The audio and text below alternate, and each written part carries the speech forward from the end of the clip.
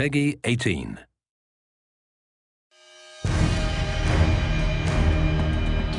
The thing that I'm most excited about in Homefront is this unique core fantasy. The idea that, we're exploring the civilian side and the human side. The main gameplay goal behind the single-player portion of our game was to put the player in the shoes of a resistance soldier fighting for his country.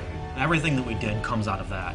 How your weapons work, how you relate to the world, the kind of missions that you go on, it all comes from that. In a lot of shooters, you have the best equipment and great number of allies and an army behind you. In this case, you're civilians turned freedom fighters, and you have to fight against this greater force that has better equipment than you do. And it's really a sort of get in, get out situation. It's an interesting place for us to be on this one because everybody's expectations is military shooter, military shooter. We want guys who are professional, but guys who are really professional in war, like robots. And for us, they're not professional military people. They're resistance fighters. They're all civilians. When it comes down to realizing this world, this fallen America, this occupied America in the game, we really wanted to establish some key moments or key shots where you come out of an opening and you see this big, huge, expansive environment revealed before you.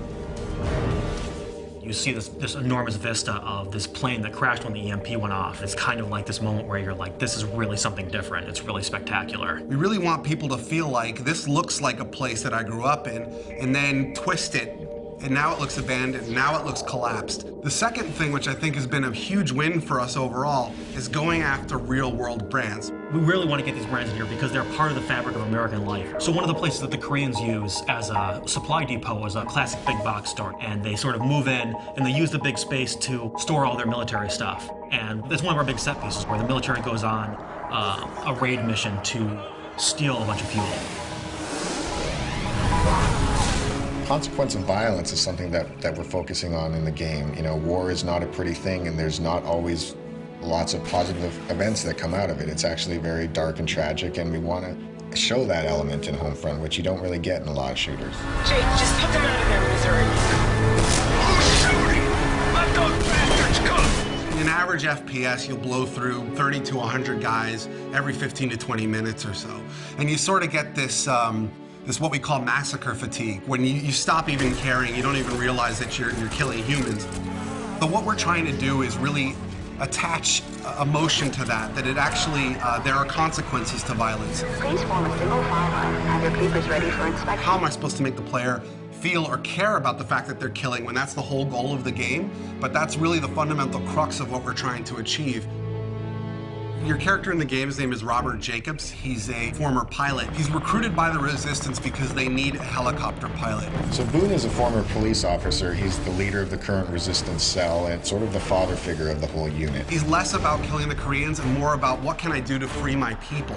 Connor is really the key combat figure of the group. He's a little on the wild side. He's not conventional, but he's really a valuable man to have in a fight. And Rihanna is born and raised in upstate New York. She was kind of the hunter in the wilderness, and she just felt the call to join the Resistance and do whatever she could about it.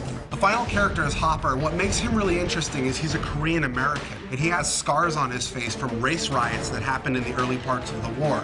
The supporting cast is kind of interesting because you run across all these civilians who have totally different approaches. Some will work with you, some will support you, others might betray you or sell you out, and we create all these kind of neat moments around all these supporting characters. You're a guy who is caught up in this crazy scenario, fighting alongside other people who have no real training. So, you make mistakes. People get shot, people get hurt, people die alongside you. Fighting as a civilian with civilian and in an occupied America, that's really the core of what Homefront's all about, and that's really what we're set to deliver on.